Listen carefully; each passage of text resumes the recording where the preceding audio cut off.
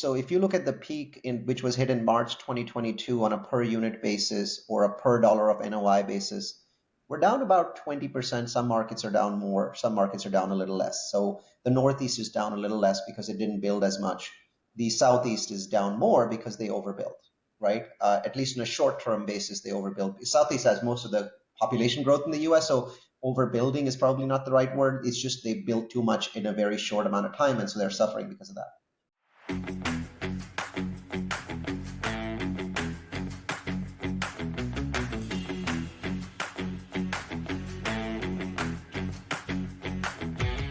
Welcome back to another episode of Keeping It Real Estate. I am not your co-host, Mike Roeder or Dan Breesy. However, I am a Daniel. My name is Daniel Fink. I'm the Business Development Officer at Granite Towers Equity Group. And today I've got the distinct pleasure to welcome back to the show Neal Bawa. Neal is a technologist who's universally known in the real estate circles as the mad scientist of multifamily. Being one of the most in-demand speakers in commercial real estate, we look forward to hearing his insights on the space and, of course, his insight into his portfolio. With that being said, Neal, welcome back to the show. Well, thanks for having me back on. It's a pleasure to be back. Lots to discuss because we're at a very interesting time, isn't it? I would say so. I know what's probably on the tip of everybody's tongues is tariffs and their potential impact on the multifamily space specifically. So Neal, any thoughts just generally? I know people are still trying to figure out the exact details, but any thoughts generally on tariffs, how it could affect the space, new development versus value add development? Would love to hear your thoughts on that. Sure. So I'll speculate and I'll break it up. So let's talk about, built multifamily first, and then let's talk about new development multifamily. So when it comes to built multifamily, already built, we often call it value add, but even Class A, would be included in this list. The impact in the long term is definitely positive because whenever the cost to build goes up, both single family and multifamily units decline. Right. So if the cost to build goes up by 8%, that's a number that we've heard before, but now I think we have to sort of revise that upwards to 10%. So if it costs 10% more to build, and already because of high interest rates, a lot of projects were not penciling out. So we were seeing lower and lower permits. If that cost to build goes up by another 10%, I think we will see a very significant decline in multifamily development. It was already, and I'll give you numbers on how much the decline has already been there since 2022. Those numbers have dropped, but you could see a significant further decline. And when you see that significant further decline, that is generally good news for rents. That's generally good news for occupancy for built property. Will that benefit come this year? Not at all. Will that benefit come next year? Partially. Will that benefit come in 2027? Absolutely. Why won't there be a benefit this year? Well, that's because everything that is going to be delivered this year for new construction is already in the pipeline. It's getting close to completion. And so the tariffs are not going to impact that as much. They might be a small impact, but it's not going to be substantial. Why won't be there an impact next year? Well, once again, same concept that if these are new properties that are going to be delivering next year, then there will be an impact on those properties from tariffs, significant cost impact. But already the construction started. Those projects are not going to back off now. So that those projects will still come to market. There'll still be that inventory that will basically be competing against value add. But anything in 2027 delivery, right now those developers are doing their math, right, in 2025. So a lot of those projects simply won't pencil. A lot of those projects will never get started. A lot of those permits will not get pulled. So I can tell you that already before Trump arrived, before Trump's tariffs, I've been on record saying that the second half of 2027 is going to be a good time for the industry to sell value add projects, the second half of 2027. This was pre-Trump. This was before Trump. And now I'm doubling down on that and saying the second half of 2027 is going to be a phenomenal time for value add folks to sell, because if in April 2025 your construction budget gets blown up, then you're not delivering much in the second half of 2027 at all. So we're going to see a vacuum. Projects will get put on hold. And so that second half of 27 now gets extended into the first half of 28. So the entire second half of 27, first half of 28 is going to be a very, very good time for value add people to target for exits. And that's what I suggest everybody does. So what impact will tariffs have this year on multifamily value add?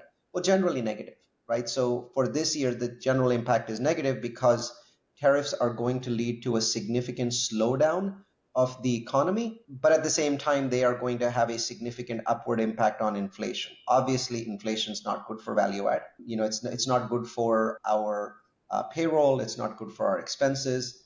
It's also not good for our debt burden. If we are, fixed, that's great. If you're not fixed, then it's bad news for our debt burden because, you don't get the interest rate cuts that you need to make your projects work. So generally, the inflationary impact will be negative this year, possibly even negative next year, but probably not. The second reason is the slowdown of the economy. When the economy slows down, less households are created. So renter household formation in the United States has been extremely strong for the last 2 years. We haven't really seen the benefit of that because there was so much Class A delivery that rents were flat. So if you look at rents over the last 2 years, the right way to describe them is flat. Some markets were slightly up and the Southeast hot markets were slightly down. But overall, the US was flat over the last 2 years. And that flatness was starting to go away because the market was robust and now deliveries were slowing down, right? So we are starting to, 2025 being that transition year where early in the year you still have a lot of delivery and lease ups, and then later in the year you have less delivery and less lease ups. So you're starting to have upward pressure on rents. Well, that upward pressure may not materialize if the economy slows down, because when the economy slows down or goes into a recession, renter household formation is lower or negative. But because people are, sleeping in their parents' garage or in their car instead of, renting Class E or Class B apartments. So that renter household formation would be a negative impact. So I think on the value add, I'd say next 12 months, negative impact. Beyond that, for the next 18 to 24 months, positive to very positive impact. So that's what I'll say for the built market, including Class A. For the new construction market, I think the impact is very negative for the next 18 months or so. And then after that, I think will be positive because for the next 18 months, we're just struggling with, higher costs, right? And that makes it very hard for us to sell our projects. But at the same time, there's a lot of buyers that only buy Class A. We tend to sort of operate more in that value add market. So we think that the value add market is big. No, the Class A market and the Class B plus market is much larger than the value add market, especially today where we've already rehabbed several million units in the United States, and some of them have become Class B plus with granite countertops and steel appliances. That's not now C product, it's B product because we spent millions and millions of dollars upgrading it, so it's nicer product. So as we've gone through this cycle, you have to understand that the bigger market is the A's and B's, and there's always buyers for those. Who are the buyers? Pension funds, the Blackstones, the BlackRocks of the world, and they like larger checks. They don't like to buy a 10, 20, $30 million property. They want to buy a portfolio of 10, $75 million properties. Obviously, that's not going to work with Class B or C's. So for those kinds of buyers, A's are really the only option. And if we get into an environment where we can't build new A's, then the value of the A's are going to go up because everyone will be forced to just buy a built product as opposed to buying the product that's coming into the market that's new. And so the cap rates for Class A in the long run will compress. Less inventory, right? More demand means that cap rates for that class will compress. Recently, cap rates for Class A's are extraordinarily bizarre. I've never seen this in my lifetime and may never see it again. And maybe that's a different section we should talk about because it's very important to understand that just like we talk about yield curve inversion when waiting for a recession where like the yield curve is inverted. Well, right now we have the cap rate curve inverted. Something you've never heard before, right? You heard it from me first. So we've had an inversion in prices per unit and an inversion in the cap rate curve for Class A versus B.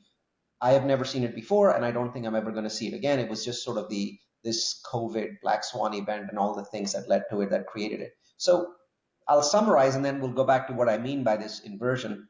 But in summary, I think for the next 18 to 24 months, Trump's tariffs only have a negative impact on new construction.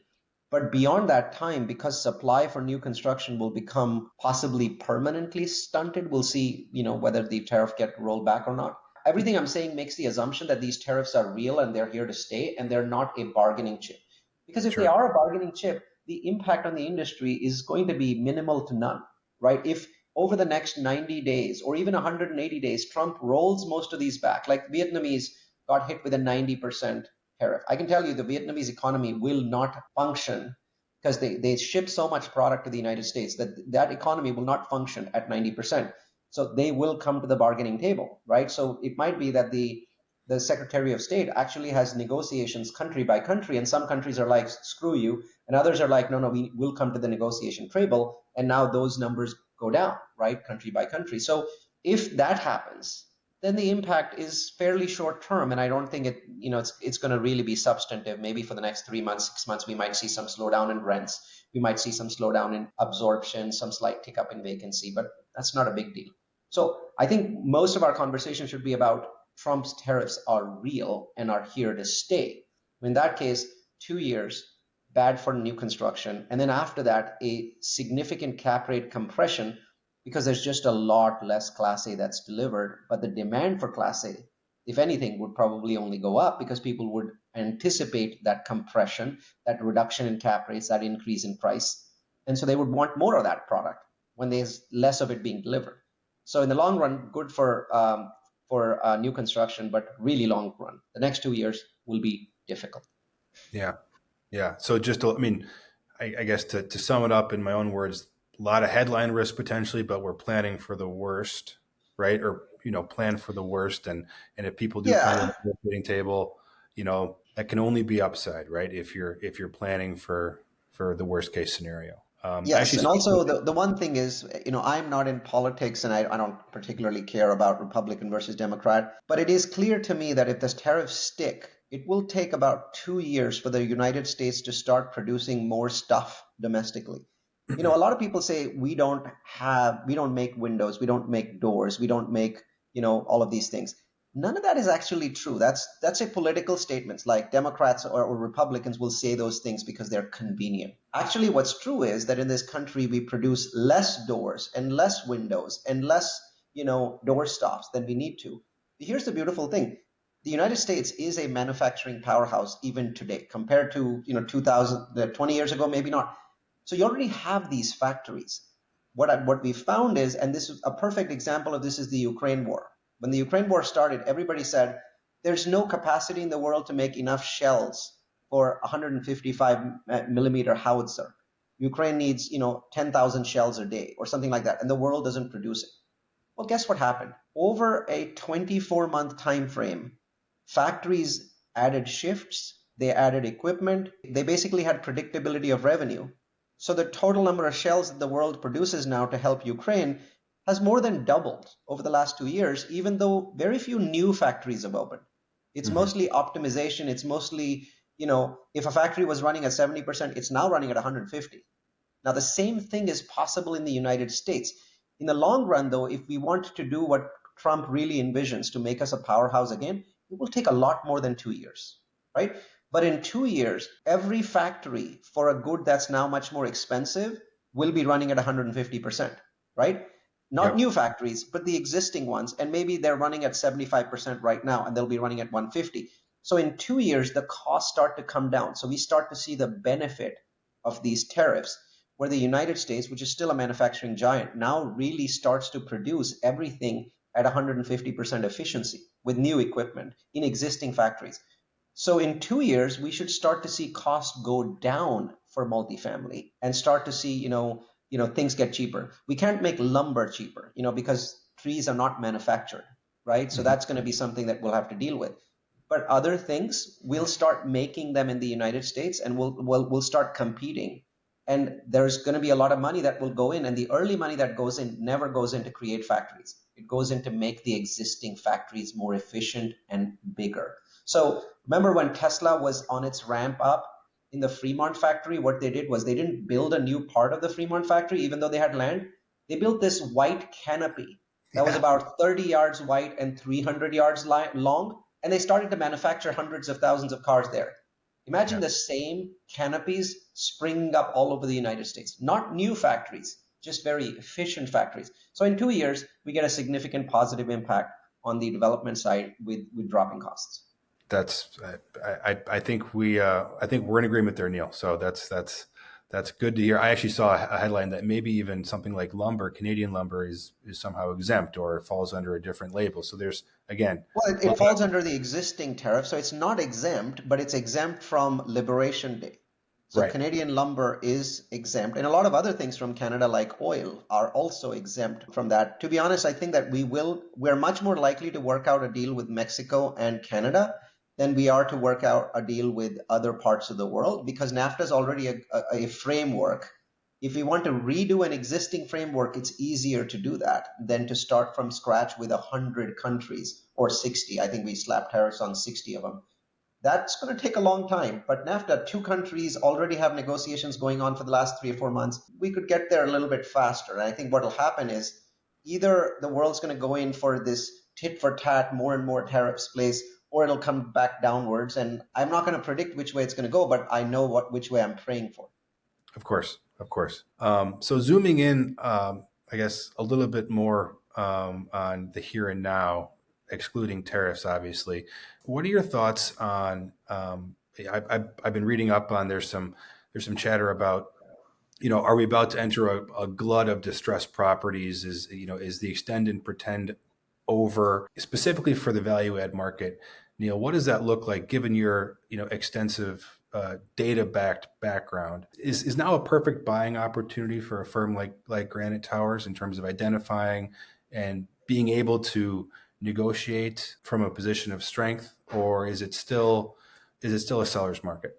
There is no doubt that as we record this in April 2025, this remains unquestionably a seller's market with lower pricing. So if you look at the peak which was hit in March 2022 on a per unit basis or a per dollar of NOI basis, we're down about 20%. Some markets are down more. Some markets are down a little less. So the Northeast is down a little less because it didn't build as much. The Southeast is down more because they overbuilt, right? At least on a short-term basis, they overbuilt. Southeast has most of the population growth in the U.S., so overbuilding is probably not the right word. It's just they built too much in a very short amount of time, and so they're suffering because of that. And so that's why you're seeing numbers higher than 20% from peak to now. Having said that, even in those markets, so let's take some of the markets that are overbuilt, right? So Austin is a perfect example. Of all the markets in the United States or all the markets in the Southeast that are considered hot markets, it is the only one to see substantial rent drops. By substantial, I mean rent drops of 10% or higher. I don't even know of another example of a major market that's dropped 5% in rents. There's a couple markets that have dropped 1 or 2 or 3%. San Antonio is another one, also affected by Austin, because San Antonio and Austin are only 79 miles apart. So they're affected together. But most of these markets, right, these hot markets, Atlanta, Dallas, Miami, Jacksonville, Tampa, Orlando, Nashville, Phoenix, most of these markets have not seen rent declines that are any substantive declines, maybe 1% here, 2% there. So overall, what we are seeing in those marketplaces is, if at the peak in 2022, there were 30 offers on a property, today there are 10, but those 10 offers are still quite aggressive.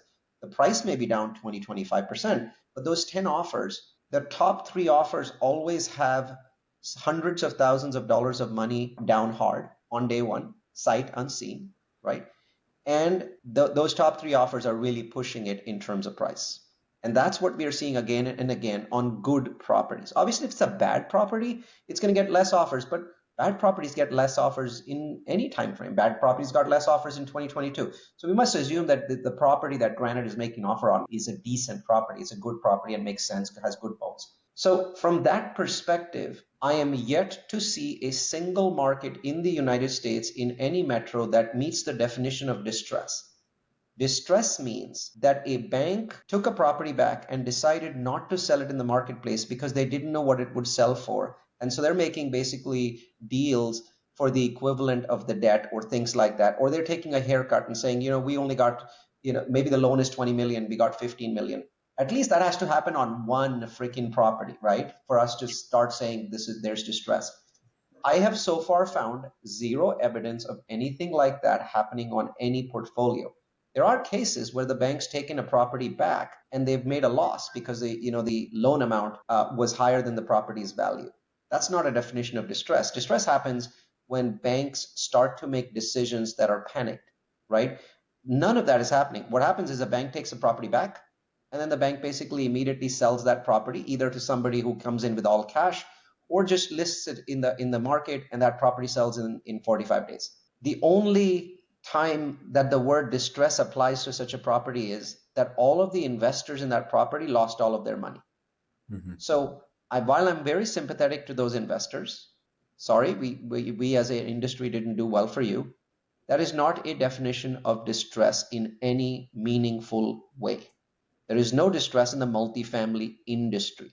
There is significant distress in the tiny portion of the multifamily industry that's called the syndication industry. This is the industry that was formed after 2012 for the most part, after the Jobs Act, and the expansion of the accredited investor, process, and thousands and thousands of syndicators came into being.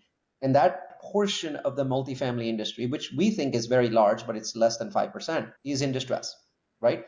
The remaining 95% seems to have just taken the interest rates in stride, firstly because a lot more of that 95% was fixed debt, and a lot more of that 95% was long-term holds. So if you have either fixed debt or long-term holds, you're not really affected by this as much. Maybe your profit went from 20 million in a property that you've been holding for 15 years to 5 million, right? That's not distress. You just like, oh, I lost some money, damn it. But that happens in the stock market all the time, right?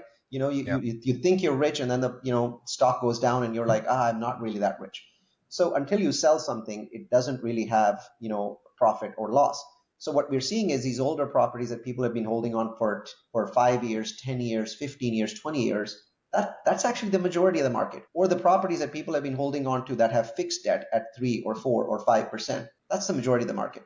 There is no distress that we are aware of in any markets. Now, to answer your question, right, the second part of your question was, are we going to see a lot of properties come to market? That is going to happen. We are going to see more properties come to market in the next 12 months than we did in the last 12 months. Because in the last 12 months, the industry as a whole, and especially the syndication industry, was almost flawless in kicking the can down the road, right? We hear about, X property in Texas or Y portfolio in Houston. We're talking about something that's 1/10 or 100th of 1% of multifamily in the United States, right? So those are noisy things. Let's look at the big picture. In the big picture, very, very few properties that are truly distressed today because they're worth less than the equity invested came to market. A very small number. Most of them got kicked down the road. The banks basically said, fine, we're not going to do anything about it. We think that the value is going to go up. And the banks are right on that. And so they basically, even if they didn't have an extension, they let you extend it. But if they did have an extension, they were like, okay, we'll just pay for a rate cap. Give me my extension fee and I'll kick the can down the road. And I'm talking about my own property, CPK, same thing. We paid, the rate cap was almost free. I mean, they're really cheap right now. And we paid an extension fee, and they just let us kick the can down the road. And they let us know that they will let us do that again next year because we have another extension. So the only people that are in trouble are the people that have already used up their extensions, which is 2021 purchase product. The product that was 2022 purchase still has the ability to kick the can down the road. So we are going to see more properties come to market, and we might see Class C prices drop a little bit. We are not going to see B prices drop, and we're definitely going to see A prices increase. And I'll talk about why A prices will go up and why C prices will go down. C is where the issue is the worst. C properties, older properties, is where the issue is the worst. And that's why you've noticed that syndicators as a whole have started to move away from C's towards B. And the syndicators that were buying B's have started moving to A's. That's because they're afraid, that the value decline is the highest on the Class C side and the smallest on the Class A side, even though there is a decline on the Class A side. So hopefully that answers your question about A, distress, and B, about how many of these properties will come to market. Yeah, thank you, Neal. That was very, very thorough. So appreciate that. I'm reminded of a mantra in real estate, and correct me if I'm wrong, but it served me well so far. You make the money when you buy it, right? So talked about, there's the potential for a decline in C class properties. Would love to have you expand on that. Here's some thoughts on, are there specific areas that you think would be a better buy for that asset class? Is it the Southwest only or throughout the country? Could you unpack that a bit for me? Sure. There's cycles for everything, and right now, Class C is simply not in a good cycle, and I'll explain why. Let's look back before we all started to fall in love with Class C properties, right? Let's look back 10 years at a stable time, maybe look back 15 years. And you'll notice that if you were to look at a CoStar graph, on a CoStar graph, a Class A property is a blue line, and a Class B property or C property is an orange line. If I was to look at a random CoStar report or 100 random CoStar reports from 10 or 15 years ago, there would always be a gap, a pretty substantial gap in cap rate between blue line, Class A, and B and C, which is orange line, right? Mm-hmm. And this gap represents obviously the quality and the fact that the Class A properties are much newer and the Class C is much older and B is much older. This gap compressed as more and more people started buying into this concept of, Class C, value add, blah, blah, blah, that's where the money is. So the gap compressed. And basically, there were places in the United States, there are several markets, and we sort of, we have a list somewhere, where during the boom, Class C properties were selling for a lower cap rate than Class A, right? And Yep. it wasn't very long, but for about a year, they were selling lower because of the whole, well, we'll rehab them and we'll increase the value, blah, blah, blah. Because of that compression is still there. And now the market is basically adjusting and becoming more realistic. And so what is likely to happen is we're likely to revert back to where we were 10 or 15 years ago, where the gap is more substantial than it was for the last 5 or 6 or 7 years. There's less syndicators playing in this market. Some of the syndicators have moved to Bs and As. And by doing so, we're now basically getting to the point where that gap has to increase. And for that gap to increase, we are going to see Class C cap rates either stay the same or continue to decompress or continue to go up while more and more people move to the Bs and As, right? So that's a process. So are there windows of opportunity within Class C? Sure. But I think that if I was to look at 100 properties today and there were 10 that I felt had opportunity out of those 100, probably 8 would be Class A and Bs and only 2 would be C. So sure, there's opportunity, but it's definitely harder to find on the Class C side and harder to make math work on the Class C side. In general, the hard math is hard for all of those 10 properties, but definitely harder on the Class C side than it is on the B and the A's. And that's just the reality of the situation. C was the darling for a while and now is less of a darling. The other item that is tied to this is this extraordinary and bizarre time frame where in the last 12 months, Class A's in the United States sold for roughly $237,000 a unit. Yeah. Okay, 237. This is across the board in the US. Class B sold for $245 a unit. So for the first and possibly the last time in US history, Class A's are cheaper than Class B's. And possibly almost close to Class C. Class C's are cheaper than, but Class B's have basically become more expensive than Class A's. And you might say, how can that even be possible? How could Class A's sell for less than Class B? The answer is straightforward. The Class B's are stabilized. They're all 95% occupied. Average occupancy in the US is between 94 and 95% right now. So they're 94% occupied. So when they give concessions, the concessions are lower. Maybe they're 2 weeks off or 3 weeks off. But those Class A properties across the board in the US are offering 2-month off concessions, and some markets are offering 3 months off. Because they're offering such high concessions, their net operating income looks smaller than it actually is in this time frame. And so anyone buying in this time frame is actually basically getting a 15% discount. Sure. Because 2 months is about 16% of your rents. So you're not paying for that 16%, even though you're pretty aware that when this glut ends in 12 to 18 months, you're going to get that 16%. So Class A is in the highly unusual position that buy and hold today is more profitable than value add because you've got that 16% decompression that may happen, and it may take longer than 18 months, to be honest. It might take 2 years. But that's there. It's real. And institutional capital is smart enough to figure out wait a minute, I'm only paying for 10 months of rent. I'm not paying for the remaining 2 months. No, because that 2 month isn't there right now. Yeah. Right? So now this doesn't work for every Class A property. If you have a Class A property that is 96% or 97%, like my Coyote Creek property, obviously I'm not going to sell it to you for that price and you won't be able to buy it. But the majority of the Class A purchases in the last 12 months were the brand new lease ups, where people have basically somehow huffed and puffed their way to 95% and now they're willing to get rid of it if because they've run out of money because interest rates doubled. So during construction, they had to pay, much higher interest rates. And then lease up was much slower. Then they had concessions. They had to pay for all those concessions. Now they're completely out of money in this. So they got to 90%, which is their best shot of selling the property. And they immediately turn around and sell it for whatever they can. And so that's the majority of Class A properties sold in the last 12 months. Every single one of those properties was at least a 10% discount, if not 15. And that's why the cap rates for Class A properties in the last 1 year were 5.4, and for Class B were 5.45. So normally there's a 50 to 100 basis point gap between A and B. It was 5 basis points. It was 0.05%.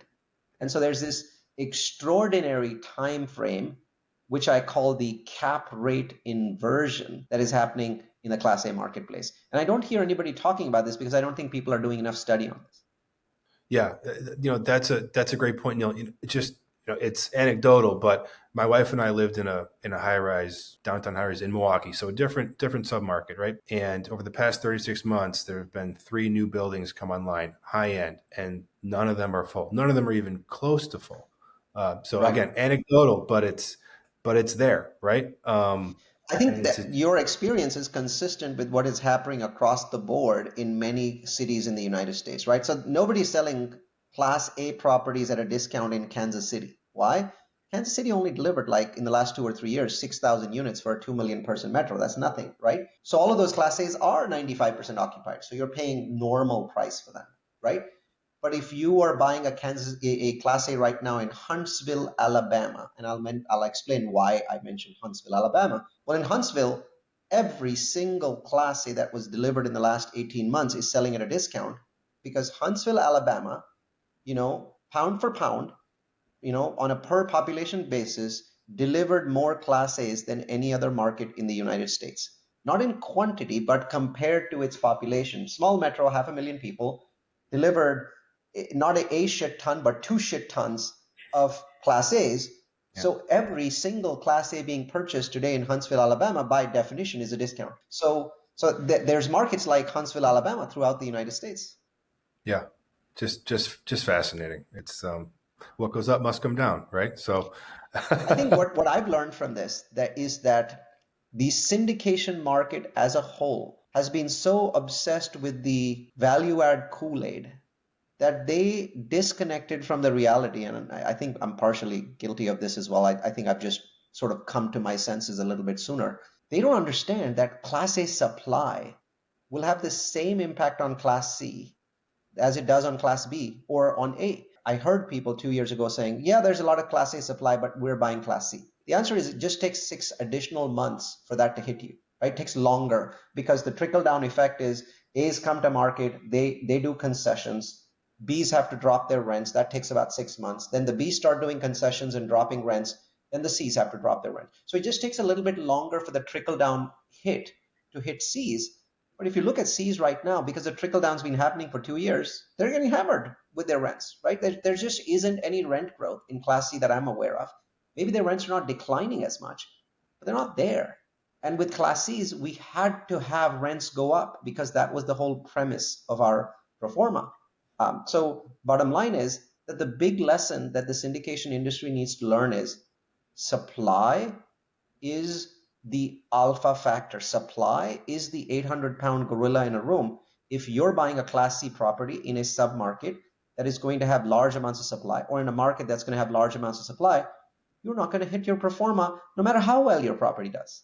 Sure. Yeah. I think now might be a good time to pivot to, what I think everyone's been talking about for, 12 to 18 months, rates. Would love to hear your thought, Neal, on, not to circle back to tariffs, but I think there's been some movement in the 10-year because of uncertainty in the market around tariffs, et cetera. But, obviously the whole idea of rates went up so rapidly relative to the time period before, put a lot of people in an uncomfortable situation. Looking forward, Neal, what are your thoughts on where we'll be in 12 months from now, 24 months from now? Would love to get your insight on that. Well, normally I give you sort of hang my hat on this, and sometimes I'm right and sometimes I'm wrong. But this time I'm going to basically, because of the unusual nature of tariffs, I can just give you scenarios. So if over the next 6 months there's some backing off on tariffs, then our worst case scenario is we get no rate cuts this year because the economy is weakening. So we would have gotten rate cuts this year, at least two of them, possibly even three, because we're seeing weakness in the economy, the general economy. But of course, tariffs mean that inflation could bump up over 3% again.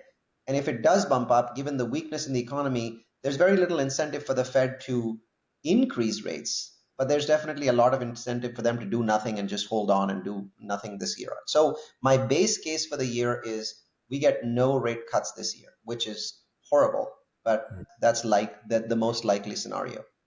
The second case is Trump really backs off over the next 4 or 5 months. The damage that tariffs will do to the economy will be done by then. And so we go into a recession, in which case we definitely get one or two rate cuts if he backs off. Remember, if he doesn't back off on the tariffs, then because tariffs create inflation, even if the economy goes into a recession, the Fed may not be able to cut rates, right? Because you get something known as stagflation, right? Yep. On the one hand, the economy is slowing, but on the other hand, inflation is going up because of tariffs. So at the dinner table, you're still paying more for your eggs, even though your economy is shrinking. So stagflation would occur if he takes a good 3 to 6 months to back off. So, but if he backs off within the next 90 days, then we could still get one rate cut in. I no longer believe that we'll get two. We might get one rate cut. My base case is for no rate cuts at all. There aren't a lot of scenarios where the Fed may increase rates. So like a 1 or 2 increases in rates. Those scenarios are tied to what I call the tit for tat tariff war. So we put tariffs on a country, that country immediately puts tariffs on us, so we raise our tariffs, so they raise their tariffs. And if 25 or 30 of the 60 countries, especially China, get into a tit for tat war, then we would see in that scenario the Fed forced to increase rates. Trump is a populist. He's very concerned about his numbers. He looks at polls. He looks at everything that's happening with the Republican Party. As we get closer to midterm elections, the party starts to worry about that. So to be honest, I'm not overly worried about the tit for tat trade war because what Trump needs to do is to declare victory and move on to other things like tax cuts, right, which are a big part of his platform. I think that enough countries are going to come to their knees for Trump to declare victory. I do not think China will be one of those countries, but I think he'll get some concessions from the Canadians and the Mexicans and the Vietnamese and the Indians. And with China, we'll just have to kind of, say, okay, well, we just backed off, right? Because our economy was weakening, whatever it might be. I don't think the Chinese are going to give Trump what he wants. So I think he still gets to declare victory. So I think that the tit for tat war, if it happens, would be fairly short because the United States has more leverage than the individual countries. So many of them will be forced to cut their existing tariffs to get us to bring the tariffs down. That's my belief at the moment. We'll see if I'm right or wrong. Nobody really knows this. I mean, we're entering a black hole timeframe. I'm basing this based on Trump's actions in the past, where if he gets a chance to declare victory, he declares it. And then because Trump is very attention deficit, he sort of moves on to the next shiny object, which of course are tax cuts. And so I think that we may see a reduction in the tariff war, beyond the next 90 days. Awesome. That's hopefully you're right. I'm hoping so too. But again, Trump has very little incentive at this point to do what Congress wants him to do or do anybody else wants him to do. He's truly an X factor. Yep. 100%. I guess speaking more broadly though, Neal, about rates, current environment, how this time frame relates to, over the last, let's say, 5 to 10 years, from your perspective and in your opinion, is this kind of the new normal? I mean, hopefully we never see ZIRP again, right? I mean, obviously, if we do, yeah, I think so. I think we're in the new normal. I think rates may go down by maybe 50 basis points, but then they'll get stuck there for a long time. I think that the massive increase in the federal deficit means that people are not willing to subsidize our treasuries to the extent that they were before. People Mm-hmm. want more for their treasuries. They've gotten used to making money on treasuries, and that is something that takes a long time to go away. When you get used to making money on a 10-year treasury, you want a higher bid, you want a higher rate. So Yep. I think we're in the new normal. I don't think that we get rates back to 2019 or 2018 levels for a long time, which Okay. sucks because it significantly reduces the profit of multifamily, but Yeah. it is Yeah. what it is. Yeah. Um, so just real quick, and I want to be respectful of your time. Thank you so much, Neal, for taking the time today. Looking forward, if you had to identify one submarket and one class of property to purchase, what would it be and where would it be? Um, any class in a market where the last 12 months show very tall blue bars in a CoStar report, those blue bars showing very large amount of delivery in the last 12 months. But in the next 12 months, the submarket shows very short or non-existent blue bars. Any submarket, any class, anywhere in the United States, very tall submarkets in the CoStar report on the left side of the dotted line, and very short or non-existent bars on the right side of the dotted line. That is the strategy for today. I love it. I love it.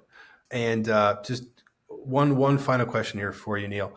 If you had to recommend one book to help educate someone on multifamily investing, multifamily real estate, um, what book would that be? If someone was looking to get just 1/10 of your expertise, how would you recommend they go about doing that? What book would you recommend? I would bluntly tell them no such book exists and they need to educate themselves using webinars. What I'm finding is the knowledge is in the webinars, right? Walker Dunlop does an incredible webinar and they do one every month. The one that Yardi Matrix does is absolutely brilliant. So I would recommend Walker Dunlop. I would recommend Yardi Matrix. These people do fantastic, very knowledge-based webinars. They're only about an hour long, and you can actually listen to them at 1.5x. I listen to them at 2x. So I get through, a webinar in 30 minutes. The books really don't exist because our environment is so quick changing that any book, no matter how great, when written, is obsolete in 12 to 18 months. So unless you're talking about the fundamentals of multifamily, sure, there's lots of books. If you're talking about empowering yourself for the situation today, your only option is really webinars and YouTube. You just have to find quality folks. So I gave you two of those. The third one I will selfishly mention is Multifamily University. I'm well known for my webinars. Last year, 11,000 people from the industry attended my webinars. And I go into great details on the stuff that I can't do in a podcast because in a podcast, I typically don't have charts and graphs. But we design 60 slide decks that are an hour long where we specifically go in and talk about specific markets, specific strategies, techniques. How do you make money? What to stay away from? What is going to kill you in this marketplace? We do that 6 times a year, right? That's why 10,000 people show up for these. So Multifamily University, just go to Multifamily University, check out our latest webinars. Awesome. Great. Well, thank you, Neal. You've been very generous with your time, and I think you were a great guest for me to potentially kick off my podcasting career here at Granite Towers. So a wealth of information, and I think some extremely good insights for us and for our investors. Thanks for having me. Of course, if someone was looking to keep in contact with you, keep up to date, is it multifamilyuniversity.com? I think it's best to start at Multifamily University. Obviously, we have syndications and projects. To be honest, for the moment, we are not raising money and we don't plan to raise money for the next year. The best thing to do is to empower yourself through Multifamily University. We don't have an education program that's paid, so nobody will pitch you. Okay. Okay, great. Well, thank you, Neal. Appreciate the time. And we'll be sure to check out multifamilyuniversity.com. And it's actually multifamilyu.com. So multifamilyU.com or the word Multifamily University on Google. Okay, great. Fantastic. Thank you so much, Neal. This has been another episode of Granite Towers Equity Group, Keeping It Real podcast. My name is Daniel Fink, substituting for Dan Breesy and Mike Roeder. Really, really appreciate everyone checking out this podcast and look forward to discussions with all of you in the future. Thank you.